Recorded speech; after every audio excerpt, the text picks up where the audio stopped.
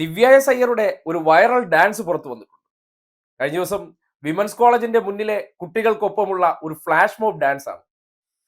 ഒരു കളക്ടർ ജനങ്ങൾക്കിടയിലേക്ക് എത്തുമ്പോൾ അവരിൽ ഒരാളായി മാറുന്നതിന്റെ ദൃശ്യം. കളക്ടറല്ല, ഒരു IAS ഉദ്യോഗസ്ഥ. അവർ ഏത് മേഖലയിലാണോ നിൽക്കുന്നത് അവരിൽ ഒരാളായിട്ട് മാറാനുള്ള പ്രത്യേക കഴിവും വൈഭവവും എത്രത്തോളം ഉണ്ടെന്ന് ആ ദൃശ്യം തെളിയിക്കുന്നുണ്ട്. സിനിമ എന്ന് പറയുമ്പോൾ മലയാളികൾക്ക് ഒരു വലിയ ആവേശമാണ്. ആ ആവേശത്തിലാണ് ഞങ്ങൾ എല്ലാവരും ഇന്നിപ്പോ നമ്മുടെ കേരള മലയാള സിനിമയുടെ ഒരു ചരിത്ര മുഹൂർത്തം അരങ്ങേറാൻ പോവുകയാണ്. കേരള സിനിമ നയം രൂപീകരണത്തിനായിട്ടുള്ള നമ്മുടെ ഫിലിം പോളിസി കോൺക്ലേവ് 2025 ഓഗസ്റ്റ് മാസം 2-3 തീയതി നമ്മുടെ തിരുവനന്തപുരത്തെ ശങ്കരൻ നാരായണൻ ലൗഞ്ചിൽ വെച്ച് നടക്കുകയാണ്.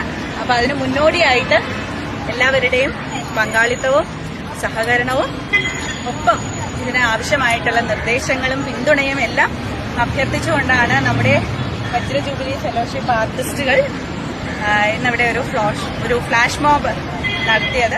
ഇൻസ്റ്റഗ്രാമിൽ പങ്കുവച്ച വീഡിയോ ആണ് വലിയ തോതിൽ ശ്രദ്ധിക്കപ്പെട്ടിട്ടുണ്ട്. നേരത്തെയും ഇതുപോലെ സ്കൂൾ കലോത്സവത്തിൽ ഉൾപ്പെടെ വേദിയിൽ ചെല്ലുന്ന സന്ദർഭങ്ങളിൽ കുട്ടികൾക്കൊപ്പം അവർ വിജയിച്ച് വന്ന് ചാനലിന്റെ മുന്നിൽ ആ പെർഫോമൻസ് ഒന്നുകൂടി ആവർത്തിക്കുമ്പോൾ അവരോട് കൂടുന്നത്, ഒപ്പം കോളേജുകളിലോ സ്കൂളുകളിലോ ഒക്കെ പോകുമ്പോൾ